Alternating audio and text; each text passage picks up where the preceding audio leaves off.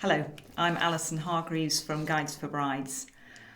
I'm in touch with thousands of couples, suppliers and venues, and I feel I'm well placed to be able to see the solutions that the government need to allow the wedding industry to return to work. So I'm appealing to ministers to listen to the industry and help us. So the government has already helped the wedding industry by allowing weddings in England from the 4th of July, while still restricting the celebrations that typically follow a wedding until the size can be such that it's both socially and economically viable for that to go ahead. But we now need a clear roadmap for England, allowing us to plan for those celebrations that typically follow a marriage, to be able to go ahead in COVID-secure venues, following those same social distancing guidelines that are working for bars and restaurants. This needs to be couples of any culture and with weddings of any size, but only for those couples who are prepared to go ahead with these significant restrictions in place.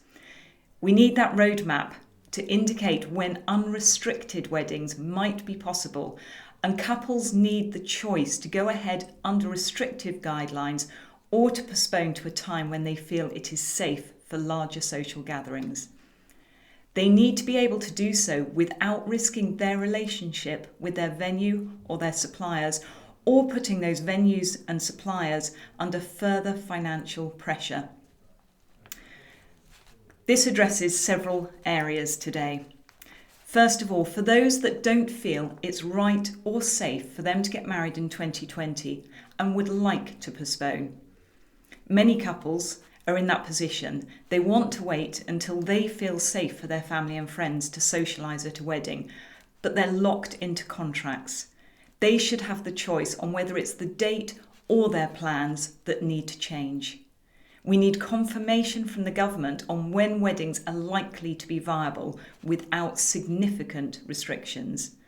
We need financial support for venues and suppliers worth at least 15% of that contract value for non-viable 2020 weddings, so they can be moved with mutual consent to a later date. That should be applicable from 10 weeks before the original wedding date to allow that time for planning. We need clear government guidance supporting venues and suppliers in retaining deposits where couples choose to cancel rather than postpone due to COVID-19. Then for those who would like a reception or wedding celebration within these significant restrictions, we know that large weddings have been hotspots, but it's easy for us within the industry to see how COVID-safe receptions could work for couples and for the industry.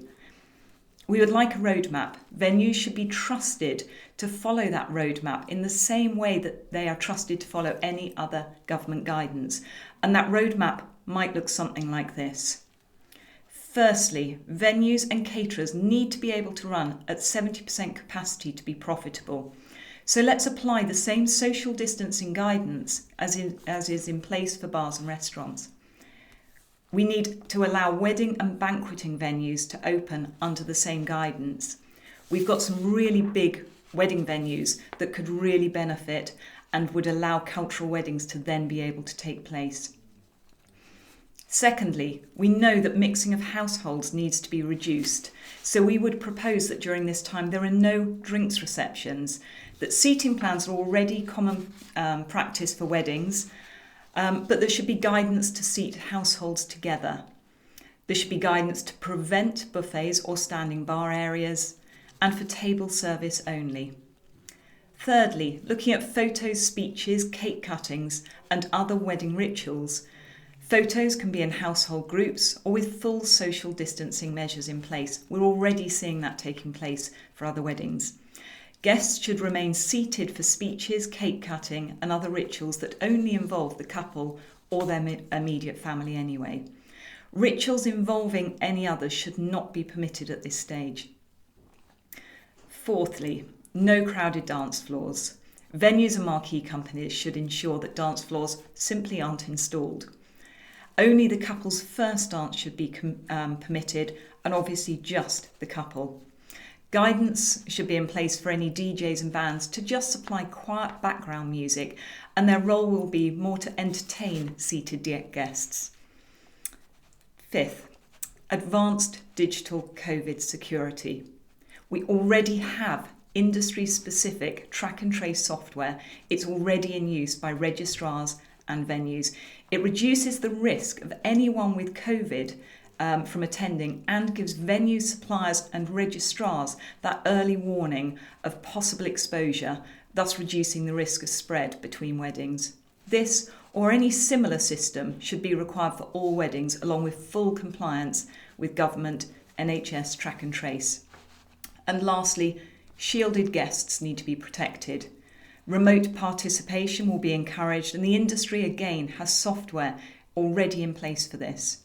Coloured wristbands or ribbons could be used for those wanting to keep at least 2 metres apart to identify themselves.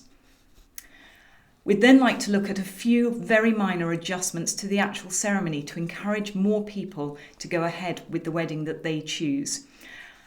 During the ceremony, to allow a small number of very close family members to interact as one household, as this will then allow so many more of the important rituals to take place.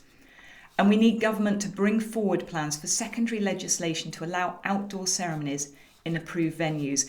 We know those approved venues that already have outdoor venue space are finding that space is too small for the required registrars, witnesses and the couple. We'd also like to enable willing couples to marry this year while our suppliers are there and keen to work with them. And couples are telling us that it's their local authority preventing that marriage from going ahead and also preventing them booking dates in the future. So we need support with COVID security to help more registrars to open their offices. We need support for registrars to prevent these numerous new bookings being turned away. For example, allowing couples to give notice in any district. And we need a simplified reapplication process when notice of marriage has expired. And finally, for those planning weddings in the future, we need to build customer confidence. We need the VAT scheme to be extended for 5% VAT to cover weddings, and that would encourage bookings now for 2021 and 2022. We also, as an industry, need a fair and transparent COVID contract to allow penalty-free postponements for those couples choosing to book now during uncertainty.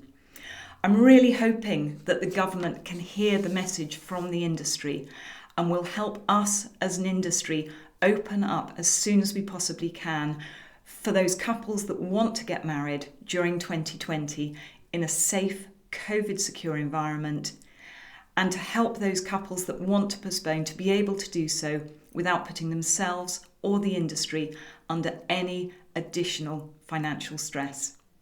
Thank you very much for listening.